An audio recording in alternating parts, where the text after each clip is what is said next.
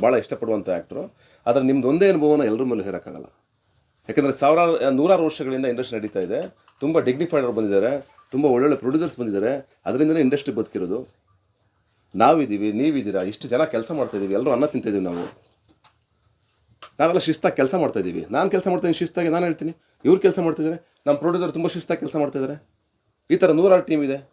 ನೀವು ಒಂದು ಟೀಮ್ಗೋಸ್ಕರ ಇಡೀ ಕನ್ನಡ ಇಂಡಸ್ಟ್ರಿನ ಹೆಂಗೆ ಮಾತಾಡೋದು, ಅದು ತುಂಬ ರಾಂಗ್ ಅಂತ ನನಗೆ ಅನಿಸ್ತದೆ. ಮೇ ಬಿ ಯಾಕೆ ಮಾತಾಡಿದ್ರೆ ನಂಗೆ ಗೊತ್ತಿಲ್ಲ. ಅದು ಅವ್ರ ಬಗ್ಗೆ ನನಗೆ ರೆಸ್ಪೆಕ್ಟ್ ಇದೆ, ಯಾಕಂದ್ರೆ ಹಿರಿಯರು. ಪದ್ಧತಿ ಇಲ್ಲ ಇದೆ, ಖಂಡಿತ ಇದೆ. ನಾನು ಈ ಸಿನಿಮಾಗೂ ಮಾಡಿದ್ದೀನಿ, ಪ್ರೀವಿಯಸ್ ಎಲ್ಲ ಸಿನಿಮಾ ಪ್ರತಿಯೊಬ್ಬ ಆರ್ಟಿಸ್ಟ್ಗಳಿಗೂ ನಮ್ಮಲ್ಲಿ ಅಗ್ರಿಮೆಂಟ್ ಇದೆ. ನೀವು ಮಾಡ್ಕೊಂಡಿಲ್ಲ ಅಂದ್ರೆ ಕೇಳಬೇಕು. ನೀವು ಯಾಕೆ ಮಾಡ್ತಾ ಇಲ್ಲ ಅಗ್ರಿಮೆಂಟ್ನ ಮಾಡಿ ಅಂತ ಕೇಳಬೇಕು. ನೋ, ನನ್ನ ಸಂಪೂರ್ಣವಾಗಿ ನಾನು ಇಂಡಸ್ಟ್ರಿ ಬಗ್ಗೆ ಮಾತಾಡೋಕ್ಕೆ, ನಮ್ಮ ಇಂಡಸ್ಟ್ರಿ ಬಗ್ಗೆ ಎಲ್ಲದರಲ್ಲೂ ಇರುತ್ತಮ್ಮ. ಯಾವ ಇಂಡಸ್ಟ್ರಿ, ಮೆಡಿಕಲ್ಗೆ ಹೋಗಿ, ನೀವು ಒಂದು ಸಾಫ್ಟ್ವೇರ್ಗೆ ಹೋಗಿ, ಇನ್ನೊಂದು ಕಡೆ ಹೋಗಿ, ಕೆಟ್ಟವರು ಒಳ್ಳೆಯವರು ಎಲ್ಲ ಕಡೆ ಇರ್ತಾರೆ.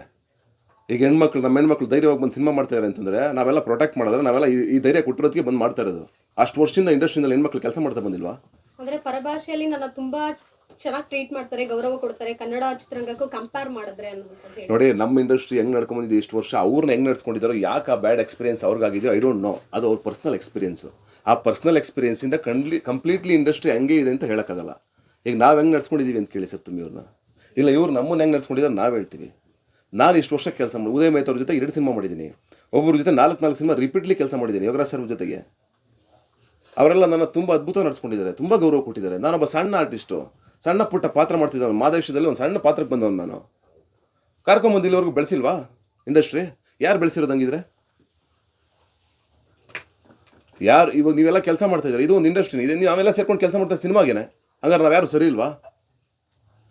ಅದು ಬೇರೆ, ನಿಮ್ಮ ಪರ್ಸ್ನಲ್ ಎಕ್ಸ್ಪೀರಿಯನ್ಸ್ ಬೇರೆ. ಈ ಪ್ರೊಡಕ್ಷನಿಂದ ಇದಾಯಿತು, ಇವರಿಂದ ನನಗೆ ಹಿಂಗಾಯಿತು. ಅಫ್ಕೋರ್ಸ್ ಕೆಟ್ಟವ್ರು ಎಲ್ಲ ಕಡೆ ಇರುತ್ತೆ, ಅದನ್ನ ಹೇಳಿ ನೀವು.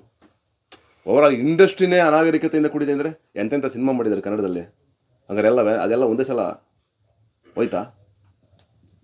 ಯಾರಿಗೂ ಬೆಲೆ ಇಲ್ವಾ? ಲಕ್ಷಾಂತರ ಜನ ಕೆಲಸ ಮಾಡಿದ್ದಾರೆ ಇಲ್ಲಿ. ಅವರು ಪರ್ಸ್ನಲ್ಲಾಗಿ ಮಾತಾಡ್ಕೊಳ್ಳಿ, ಅದು ಸರಿ. ಓವರಾಲ್ ಇಂಡಸ್ಟ್ರಿಗೆ ಮಾತಾಡೋದು ತಪ್ಪು.